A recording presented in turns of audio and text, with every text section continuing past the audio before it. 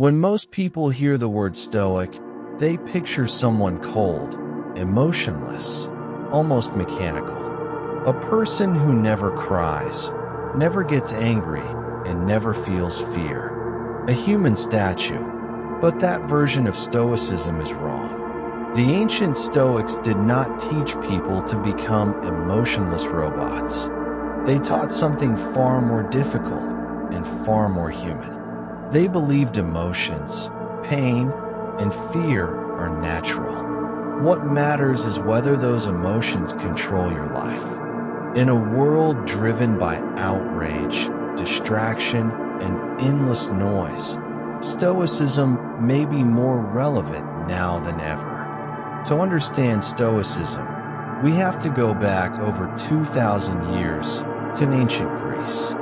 Stoicism began in Athens around 300 BCE with a philosopher named Zeno of Citium. After losing everything in a shipwreck, Zeno wandered into a bookstore and discovered the teachings of Socrates. That single moment changed his life. Eventually, he began teaching philosophy beneath a painted porch known as the Stoipoikon.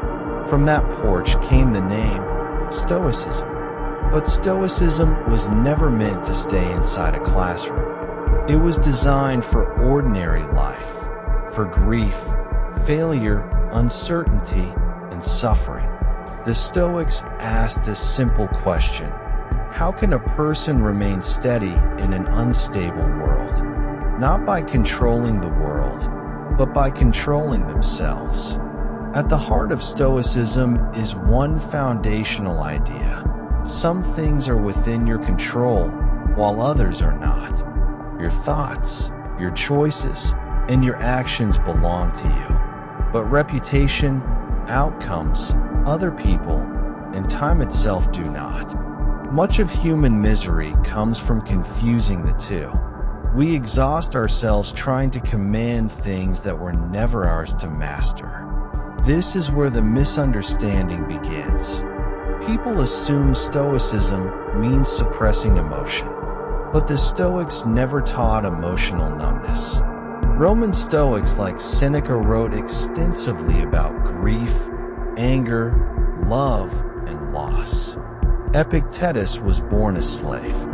Marcus Aurelius ruled an empire during war and plague. These were not detached men floating above reality. They struggled, they suffered, and they worried.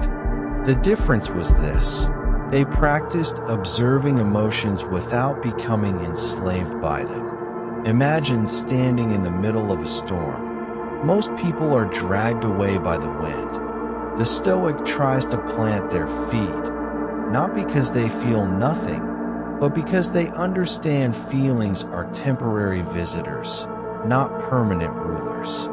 Anger, fear, and sadness may arrive, but the Stoic refuses to hand them the steering wheel. And perhaps the most surprising part of Stoicism is that it is not pessimistic. It is deeply practical. Modern culture often teaches that happiness comes from comfort. The Stoics believe the opposite. Difficulty shapes character. This is why Marcus Aurelius wrote that the impediment to action advances action. What stands in the way becomes the way. The obstacle is not separate from the path.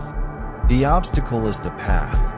The difficult conversation, the rejection, the failure. These moments are opportunities to practice courage, patience, discipline, and wisdom. Adversity reveals who we are. Stoicism does not promise an easy life. It promises an unshaken mind within a difficult one. Today, we live in an age of constant reaction. Algorithms reward outrage, attention is fragmented, and comparison never ends. People chase control over things they cannot hold on to: public opinion, validation, and perfection. Stoicism offers a quieter alternative. Focus on your character, speak carefully, accept uncertainty, and do your duty well. Let go of what you cannot control, because resistance to reality creates more suffering than reality itself. Peace does not come from controlling the world. It comes from mastering your response to it. So what is Stoicism?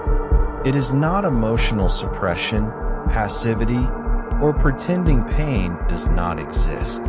Stoicism is the practice of meeting reality with clarity, discipline, and inner steadiness.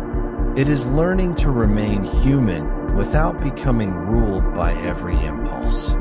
Every generation faces uncertainty and loss, and every generation must decide whether hardship will break them or refine them. If this episode resonated with you, subscribe to the Inner Stoic Forge for more explorations into Stoic philosophy, ancient wisdom, and the discipline of inner calm. Until next time, guard your mind carefully. The world outside is unstable enough already.